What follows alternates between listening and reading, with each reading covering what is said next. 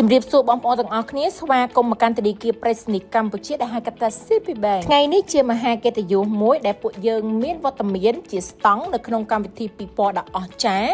ដែលបង្ហាញពីសមិទ្ធផលនិងការអភិវឌ្ឍយ៉ាងជឿនលឿនបែប Digital របស់ប្រទេសកម្ពុជានេះមានបងប្អូនជាច្រើនដែលបានចាប់អារម្មណ៍ជាមួយនឹងធនាគារ CP Bank ហើយបានចូលរួមជាសមាជិកគ្រួសាររបស់ធនាគារ CP Bank តាមរយៈការបើកកុងធនាគារក៏ដូចជាបើក QR code នានានោះបងប្អូននឹងទទួលបាន promotion ជាច្រើនមិនធ្លាប់មានពីមុនមករបស់ធនាគារ CP Bank ហើយបានលេងហ្គេមសប្បាយៗដោយពង្វិលកងយករង្វាន់ផ្សេងៗទៀតណដើម្បីចូលរួមតោះទៅស្ដាប់ពីព័ត៌មានខ្លះៗណាថ្ងៃនេះខ្ញុំមកចង់សភាបងសួរថាតើស្តង់ CP Bank យើងធ្វើនៅកោះពេជ្រនេះរយៈពេលប៉ុន្មានថ្ងៃហើយបើយើងចង់ចូលមកដើម្បីឲ្យងាយស្រួលក្នុងការរកតើយើងអាចចូលតាមច្រកណាបានហើយយើងមាន giveaway គេខ្លះបង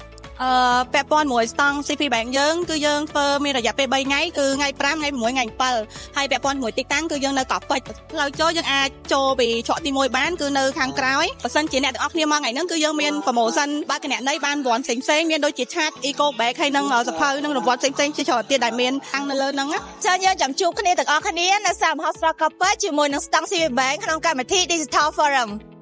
រយៈពេល3ថ្ងៃដែលបងប្អូនអាចមកទស្សនាការតាំងពិព័រណ៍ដ៏អស្ចារ្យនេះហើយកុំភ្លេចមកលេងស្តង់របស់ CP Bank ផងណាជម្រាបលា